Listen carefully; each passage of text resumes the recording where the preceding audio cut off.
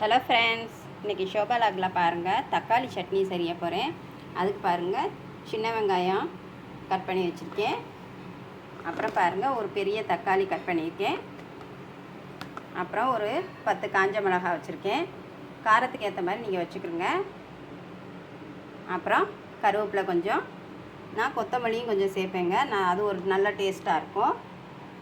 இப்போ எப்படி செய்யலான்னு பார்க்கலாம் வாங்க. கடாய் வச்சு அதுக்கு தேவையான அளவு எண்ணெய் ஊற்றிக்கிட்டாச்சு.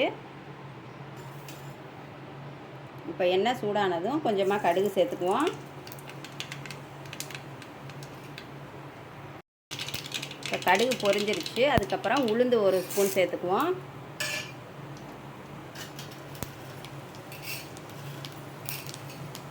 அது கூட கொஞ்சம் கடலைப்பருப்பு ஒரு ஸ்பூன். கடலைப்பருப்புலாம் சேர்த்தா கொஞ்சம் நல்லா டேஸ்ட் கொடுக்குங்க. இப்போ பருப்பெல்லாம் கொஞ்சம் லைட் ப்ரௌனாக வந்துடுச்சு. இப்போ நம்ம கட் பண்ணி வச்சுருக்க இந்த ஆனியனை சேர்த்துக்குவோம்.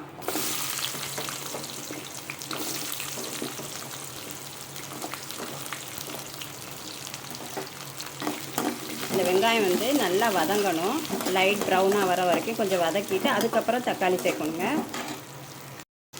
இப்போ பாருங்கள் வெங்காயம் கொஞ்சம் வதங்கிடுச்சு. இப்போ வந்து தக்காளியை சேர்த்துக்குவோம்.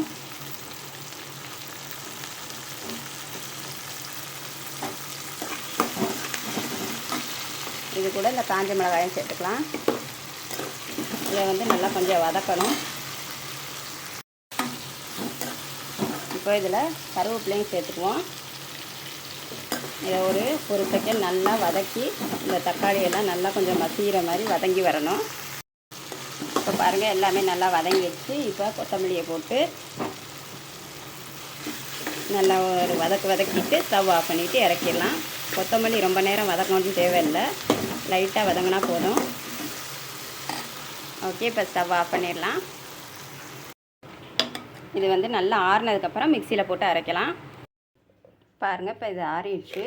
இதை வந்து போட்டு அரைச்சிக்குவோம். இதுக்கு தேவையான அளவு உப்பும் சேர்த்துக்கலாம். இப்போ லைட்டாக தண்ணி விட்டு இதை அரைச்சிக்கலாம். பாருங்கள் சட்னி அரைச்சாச்சு.